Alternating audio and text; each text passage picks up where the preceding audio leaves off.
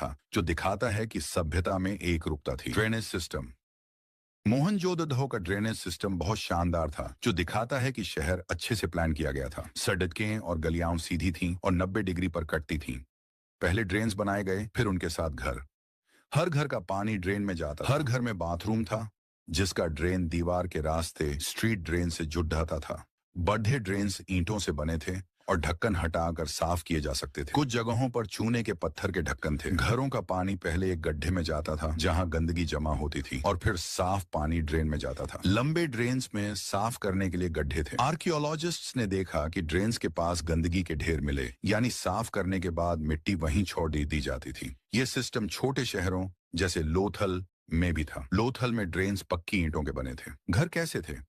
मोहनजोदड़ो के lower town में घरों का डिजाइन एक जैसा था। ज्यादातर घरों में बीच में आंगन था और चारों तरफ कमरे। आंगन में खाना पकाने या बुनाई जैसे काम होते थे, खासकर गर्मी में। घरों में प्राइवेसी का ध्यान रखा गया था। जमीन के लेवल पर दीवारों में खिड़कियां नहीं थीं और मुख्य दरवाजे से आंगन या घर का अंदरूनी हिस्सा सीधा नहीं दिखता था। हर घर में ईंटों से बना बाथरूम था, जो ड्रेन से जुड़ा था। कुछ घरों में सीढ़ियां मिली, जो दूसरी मंजिल या छत तक जाती थीं। कई घरों में कुएं थे, कुछ ऐसे कमरों में जो बाहर से यूज हो सकते थे, ताकि राहगीर भी पानी ले सकें। मोहनजोदड़ो में करीब 700 कुएं थे। सिटाडल की खास बिल्डिंग्स। सिटाडल में कुछ खास बिल्डिंग्स थीं, जो शायद पब्लिक कामों के लिए थीं। ग्रेट बाथ एक बड़ा टैंक था, जो आंगन में था और चारों तरफ गलियारा था। इसमें उत्तर और दक्षिण में सीढ़ियां थीं और ये जिप्सम मोर्टार से वाटरप्रूफ था। पास में एक बड़ा कुआं था और पानी निकालने के लिए ड्रेन। इसके 3 तरफ कमरे थे। आर्कियोलॉजिस्ट्स को लगता है कि यह धार्मिक स्नान के लिए था, क्योंकि यह सिटाडल में था और बहुत खास बनाया गया था। पास में एक और बिल्डिंग थी, जिसमें 8 बाथरूम थे, 4-4 एक गलियारे के दोनों तरफ। हर बाथरूम का ड्रेन गलियारे के ड्रेन से जुड़ता था। वेयरहाउसन भी था, जिसका निचला हिस्सा ईंटों का था और ऊपरी हिस्सा शायद लकड़ी का, जो अब सर्डीडीएच गया। ये बिल्डिंग्स दिखाती हैं कि सिटाडल में खास और बड़े काम होते थे। सामाजिक और आर्थिक अंतरण। हड़प्पन समाज में लोग अलग अलग तरह के थे और आर्कियोलॉजिस्ट्स ने इसे समझने के लिए 2 तरीके यूज किए। पहला था दफन मान का तरीका। हड़प्पन लोग मरे हुए को गड्ढों में दफनाते थे। कुछ गड्ढे साधारण थे, कुछ में ईंटें लगी थीं। आर्कियोलॉजिस्ट्स को लगता है कि ये अंतर शायद सामाजिक फर्क दिखाता हो, लेकिन पक्का नहीं।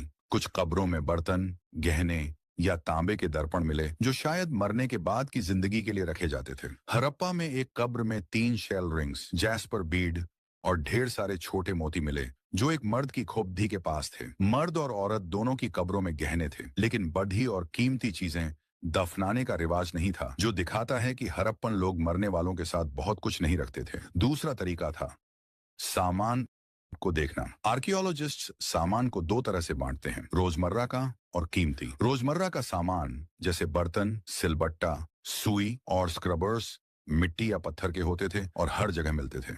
कीमती सामान वो थे जो दुर्लभ थे, बाहर से आते थे या बनाने में मेहनत लगती थी, जैसे फाइंस, रेत, रंग और गोंद को मिलाकर पकाकर बनाया गया के छोटे बर्तन, जो शायद परफ्यूम के लिए थे। ये मोहनजोदड़ो में मिले, लेकिन कालीबंगा जैसे छोटे साइट्स में नहीं। सोना भी बहुत कम था और सारा सोने का सामान होर्ड्स, जमा किए गए ढेर में मिला। कुछ सामान समझना मुश्किल है, जैसे फाइंस के चरखे। ये रोजमर्रा के थे या कीमती? कीमती सामान बड़े शहरों में ज्यादा मिलता था, जो दिखाता है कि वहां अमीर लोग ज्यादा थे। क्राफ्ट्स का काम।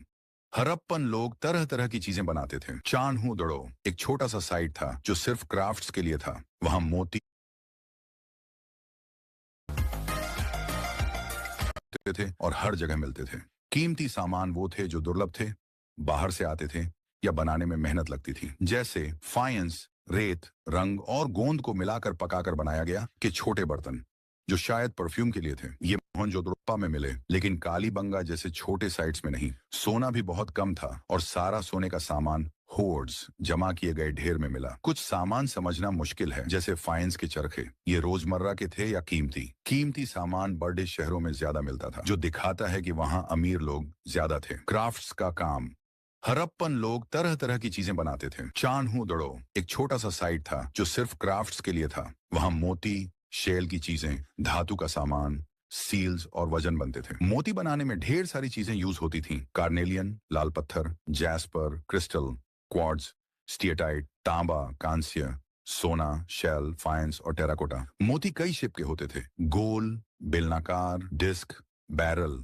कुछ पर नक्काशी थी, कुछ पर रंग और कुछ में डिजाइन उकेरे गए थे। कुछ मोती दो पत्थरों को जोड़कर बनाए जाते थे और कुछ में सोने की टोपी थी। मोती कैसे बनते थे? स्टीटाइट के मोती बनाने का तरीका आसान था क्योंकि ये पत्थर नरम होता है। स्टीटाइट को पीसकर पेस्ट बनाया जाता था और उससे अलग अलग शेप के मोती बनाए जाते थे। ये तरीका सख्त पत्थरों से अलग था जो ज्योमेट्रिक शेप में बनते थे। स्टीटाइट के छोटे छोटे मोती कैसे बने ये आज भी समझना मुश्किल है। कार्नेलियन का लाल रंग उसे पकाकर मिलता था। पहले पत्थर को तोड़ाकर रफ शेप दी जाती थी, फिर बारीक छीलकर फाइनल शेप। इसके बाद पीसकर चमकाया जाता था और ड्रिल से छेद किया जाता था। चन्हुदद्धो, लोथल और धोलावीरा में खास ड्रिल्स मिले हैं। क्राफ्ट सेंटर्स को समझने के लिए आर्कियोलॉजिस्ट कच्चा माल, औजार, अधूरे सामान और वेस्ट मटेरियल देखते हैं। वेस्ट मटेरियल सबसे अच्छा सबूत है। जैसे शेल या पत्थर काटने पर बचे टुकड़े मिलते हैं। छोटे टुकड़ों को छोटी चीजें बनाने में यूज करते थे, लेकिन बहुत छोटे टुकड़े वर्कशॉप में छोड़ दिए जाते थे। नगेश्वर और बालाकोट तट पर थे और वहां शेल की चीजें जैसे चूदियाएं और इनले बनती थी। ये सामान बड़े शहरों जैसे मोहनजोदड़ो और हड़प्पा भेजा जाता था। चन्हुदो और लोथल से भी मोती बड़े शहरों में जाते थे। बड़े शहरों में भी क्राफ्ट का काम होता था, जैसे मोहनजोदड़ो और हड़प्पा में। कच्चा माल कैसे मिलता था? क्राफ्ट्स के लिए ढेर सारा कच्चा माल चाहिए था। कुछ चीजें जैसे मिट्टी आसानी से मिल जाती थी, लेकिन पत्थर, लकड़ी और धातु बाहर से लानी पड़ती थी। हड़प्पन लोग ब्लॉक कार्ट से सामान ले जाते थे, जैसा टेराकोटा मॉडल्स से पता चलता है। इंडस और उसकी सहायक नदियों से नाव के रास्ते भी सामान जाता था। तट के रास्ते भी यूज होते थे। कुछ साइट्स खास जगह बनाई गई थी जहां कच्चा माल मिलता था, जैसे नगेश्वर और बालाकोट में शेल था। शॉटुगाई अफगानिस्तान में था, जहां लैपिस लजुली नीला पत्थर मिलता था। लोथल में कार्नेलियन भरूच से, स्टीएटाइट दक्षिण राजस्थान और उत्तर गुजरात से, और धातु राजस्थान से मिलता था। हड़प्पन लोग कच्छ और राजस्थान के खेतद्दी इलाके में भी गए, जहां तांबा मिलता था। खेतद्दी में गणेश्वर जोधपुरा कल्चर था, जिसके अपने बर्तन थे और वहां ढेर सारा तांबा मिला। शायद वहां के लोग हड़प्पन को तांबा देते थे। दक्षिण भारत से सोना भी लाया जाता था। इन इलाकों में हड़प्पन स्टीएटाइट मोती मिले हैं, जो दिखाता है कि वहां उनके लोग गए थे। बाहर के मुल्कों से संपर्क हड़प्पन लोग दूर के मुल्कों से भी सामान लाते थे। ओमान से तांबा आता था। ओमान के तांबे और हड़प्पन सामान में निकल के निशान मिले, जो दिखाता है कि दोनों एक ही जगह से आए। ओमान में एक बड़ा हड़प्पन जार मिला, जिस पर काली मिट्टी की मोटी परत थी। ये जार शायद तरल पदार्थ ले जाने के लिए था। मेसोपोटामिया, आज का इराक, से भी व्यापार था। मेसोपोटामिया के टेक्स्ट में मेलुहा का जिक्र है, जो शायद हड़प्पन सभ्यता थी। वहां से कार्नेलियन, लैपिस लजूली, तांबा, सोना और लकड़ी ढी जाती थी। मेसोपोटामिया में हड़प्पन सील्स, वजन, पासे और मोती मिले हैं।